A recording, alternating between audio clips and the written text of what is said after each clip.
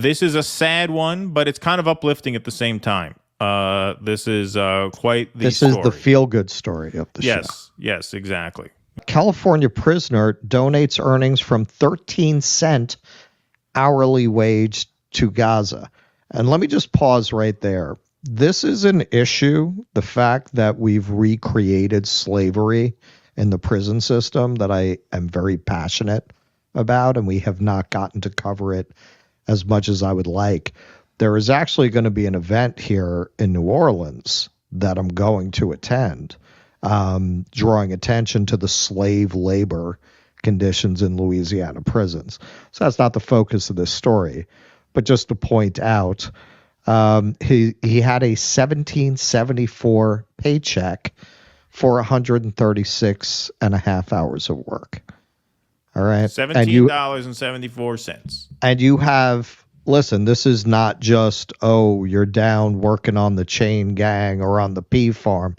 This is, you have these major brands that get their shit done by prison labor. It is truly a recreation of the slave system, particularly given who the majority of the prison population is.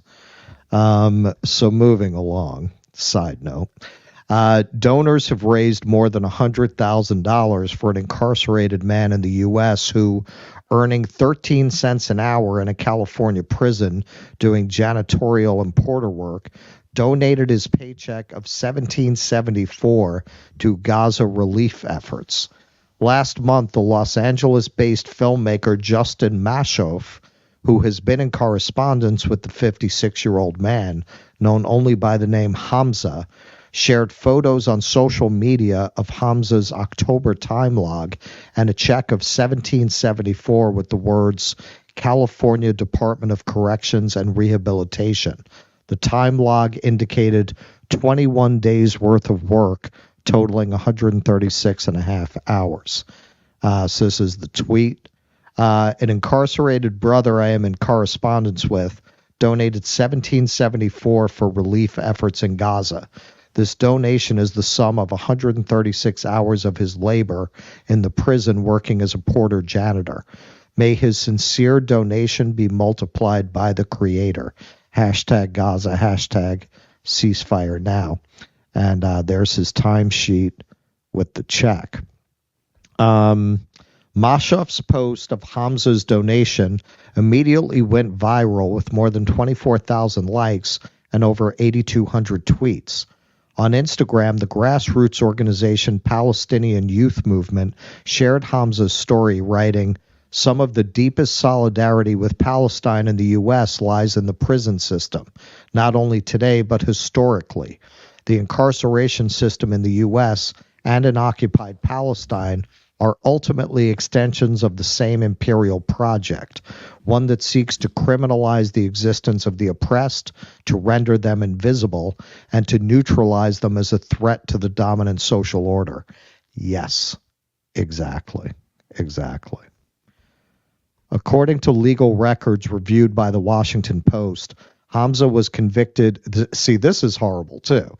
He was convicted to one count of second-degree murder in 1986 and was sentenced to 15 years to life. At the time of his guilty plea, Hamza was still a teenager. In a GoFundMe campaign page Mashoff established for Hamza, Mashoff wrote, "In the 80s, Hamza accidentally fired a gun at a loved one, which killed the victim, leading to his imprisonment for over 4 decades. He has lived with the pain of losing his family member due to his own mistake every day for decades. While in prison, he has become a devout Muslim and has been pleading for parole for decades." In a statement on the campaign page, Mashoff wrote that Hamza is scheduled to be freed at the end of March. Since its creation, the campaign has raised $102,187 for Hamza's re-entry journey. The funds will be used for rent and utilities, clothing, job search and training, as well as cell phone services, according to the campaign.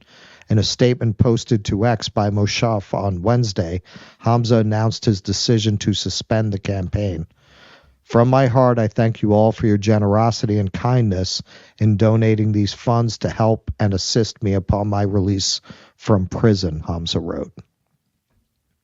However, I must ask each of you now to please look upon and consider the suffering children, mothers and fathers of Palestine, Yemen, and Africa living under inhumane conditions, being bombed every hour of the day without water, shelter, medication, and food, who are ordinary people and citizens, just like all of you living their lives, having not a thing to do with the politicians, but are suffering inhumanely, he added.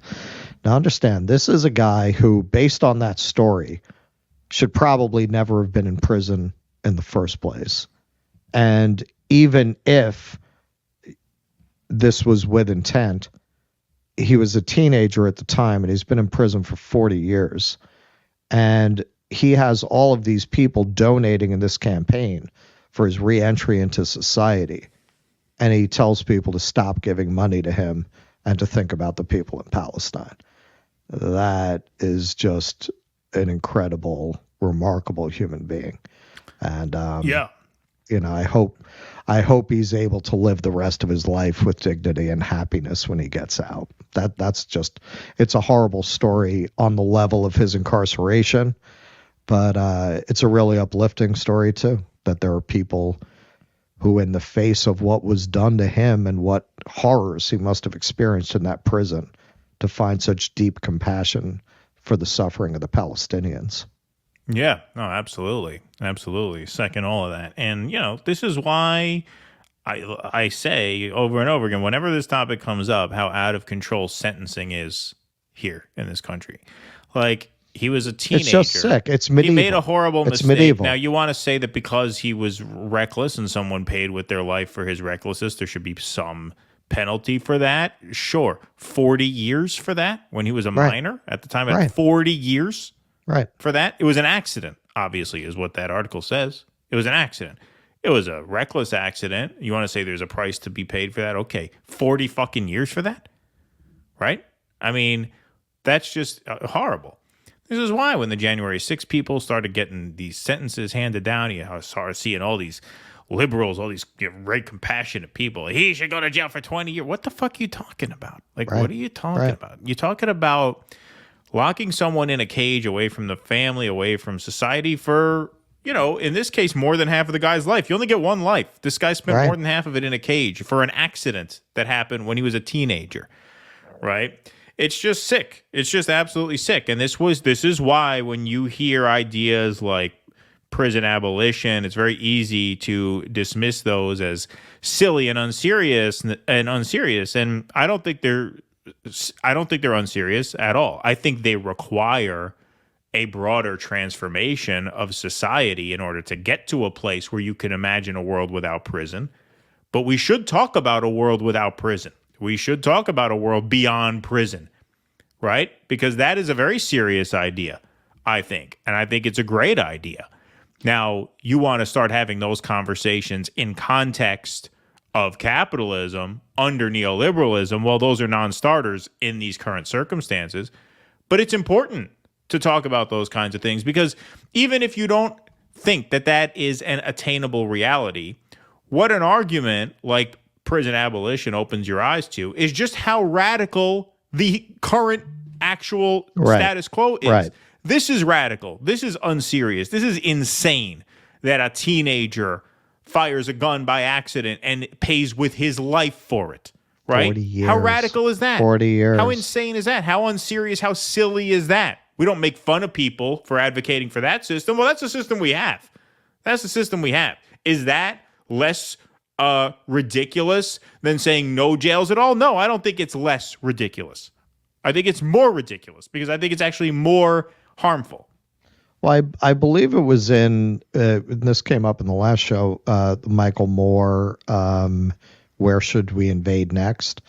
Where they showed how, I think it was in Scandinavia, they have a prison system where basically you live in a house. Yeah, you live in a little apartment, a nice little apartment. With like housemates, and you do chores together, and you And you have a kitchen where you cook. That was a really funny scene. There's a funny scene where this guy is cooking and he's got these knives, these really sharp, big knives that he's cooking with. And Michael Moore asks him, "What are you in for?" "Murder." yeah. And they give you a fucking kitchen with all these knives that you're cooking, and Michael's in the room with them, and he's cooking dinner with these huge fucking knives that you can fucking gut a rhinoceros with. "What are you in for?" "Murder." But here's the question. If your intention is actually rehabilitation, how do you think you're going to rehabilitate people treating them like animals Of course, and subjecting them to horrific psychological and emotional trauma and isolation? How are they going to rejoin society? How are you rehabilitating people? Like, obviously, an approach like that, if your intention is actually to rehabilitate, clearly that would be the approach you would want to take. It's not about rehabilitation. It's barbaric. It's medieval. It's about torturing these people psychologically. It's about revenge. It's about making society feel that they are getting their justice against the evildoers. Yeah. And all it does is make these people even worse when they get out. Mm-hmm. Yes. Well, this guy is certainly better on the way out, and best of luck to him. He's a rare case. I mean, the recidivism rates are something like 80%, I think.